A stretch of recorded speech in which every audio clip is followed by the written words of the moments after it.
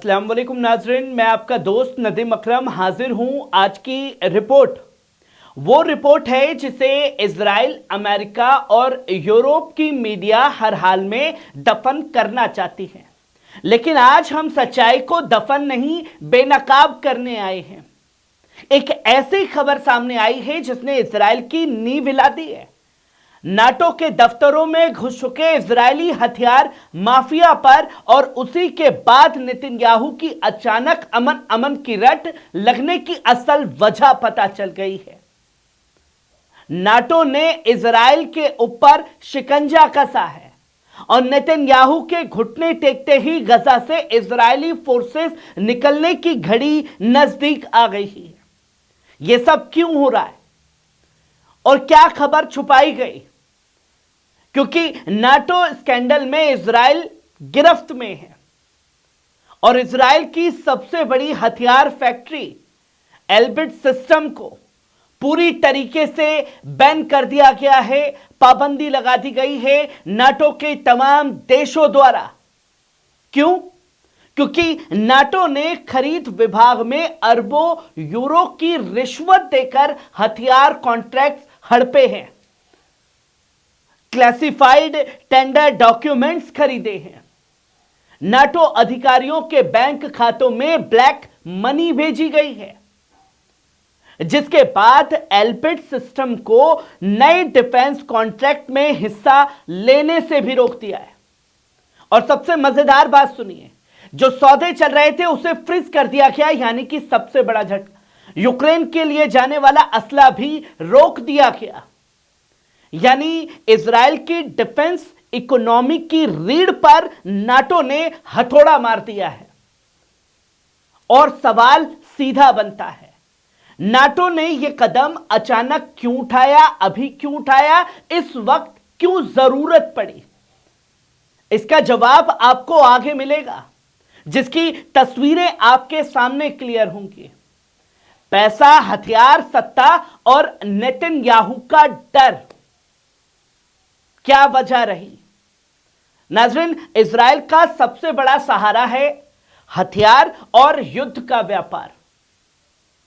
और 2024 में 6.8 billion dollar की कमाई हथियार बेचकर युद्ध करके हुई, जिसमें से सबसे बड़ा बाजार नाटो का देश था। अब जरा सोचें, अगर यह कमाई रुक जाए तो इजराइल को सबसे बड़ा नुकसान कहां होगा? इजराइल की मिलिट्री इंडस्ट्री डूब जाएगी, नेतन्याहू की राजनीति हिल जाएगी, गजा की जंग चलाने के लिए पैसा नहीं बचेगा। और हुआ क्या जंग के दौरान?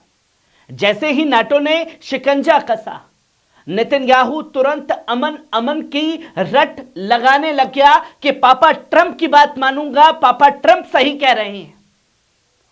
पर असल में जो चाचा ताऊ थे, उन्होंने हथियारों की फैक्ट्री पर ही बैन लगा करके कमर तोड़ दी, हथियार नहीं बचे।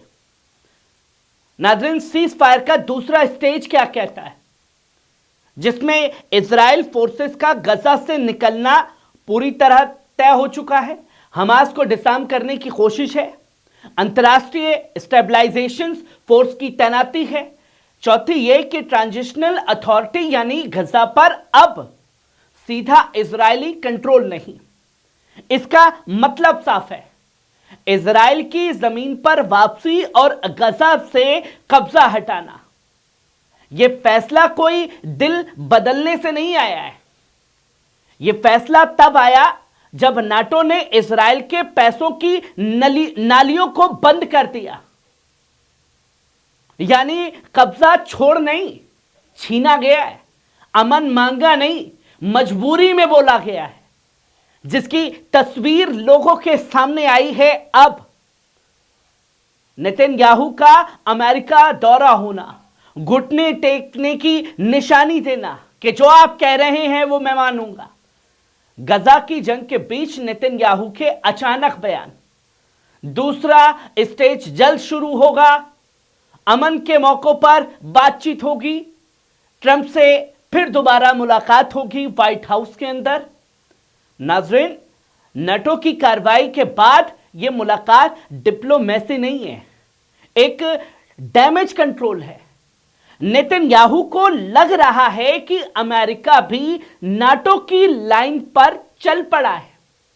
इजराइल की डिफेंस इंडस्ट्री का दरवाजा बंद हो सकता है। आईसीसी वारंट ने भी उन पर तलवार टांगी हुई है। इसलिए जो शख्स कल पूरी दुनिया के खिलाफ अकेले जंग की बात कर रहा था, दुनिया के खिलाफ जंग छेड़ने की बात कर रहा था, आज ट्रंप के बुलावे पर इधर उधर भागा भागा फिर रहा है। क्यों? क्योंकि राजनीतिक जनाजा निकल चुका है। जर्मनी का सपोर्ट भी मजबूरी का एक बड़ा सौदा देखा गया। जर्मनी के चांसलर फ्रेडरिक मर्ज ने साफ कहा कि इजराइल की सुरक्षा हमारी जिम्मेदारी है, पर हम अकेले क्या कर सकते हैं, और लोगों को भी आना पड़ेगा। लेकिन उसी भाषण में उन्होंने कहा कि इजराइल पर आलोचना भी जरूरी है क्योंकि उसने आतंकवादी घटनाओं को अंजाम दिया। यानी सपोर्ट भी लेकिन सच्चाई का डर भी, हथियार भी लेकिन शर्मिंदगी भी। आखिरकार क्यों नाटो ने यह बड़ा कदम उठाया? क्योंकि जर्मनी ने पहले गजा के युद्ध के कारण हथियार रोक दिए थे। आईसीसी वारंट पर मौकाए वक्त आने वाला है। यूरोप में जमानत इस जंग के खिलाफ है, यानी जर्मनी भी फंसा हुआ है। नेतन्याहू को बचाए भी और अंतर्राष्ट्रीय कानून से भगाए भी नहीं जा सकते। ये तस्वीरें लोगों के सामने क्लियर हो चुकी हैं। गजा की जंग लड़ने वाला अब नाटो की दहलीज पर पहुंच रहा है। इजराइल जिस दिन गजा के बच्चों से जीतने निकला था, उसी दिन हार गया था। क्यों? क्योंकि सचमुच जीत बम गिराकर नहीं मिलती है, बंदूक बेचकर नहीं मिलती है, पैसा कमा करके नहीं मिलती है। बंदूक बिकना रुक चुकी है और जंग का तख्त हिल चुका है, जिसकी वजह से यह जंग इजराइल को रोकनी पड़ी है। नाज़रीन, आज की रिपोर्ट का निचोड़ एकदम साफ है। नाटो के फैसले ने इजराइल की राजनीति और जंग को पहली बार घुटनों पर ला दिया। सीज फायर मजबूरी है, इंसानियत नहीं जो ढोंग रचा जा रहा है। गजा के मजलूमों की दुआ पैसा, प्रोपेगेंडा और रिश्वत से बड़ी साबित हो रही है। और याद रखिए, किसी भी जुल्म की ताकत अंत नहीं होती और किसी भी मजलूम की बद्दुआ बेअसर नहीं होती। जो तस्वीरें लोगों के सामने आई हैं, कैसी लगी खबर? कमेंट बॉक्स में आकर के अपनी राय जरूर दीजिएगा। शुक्रिया।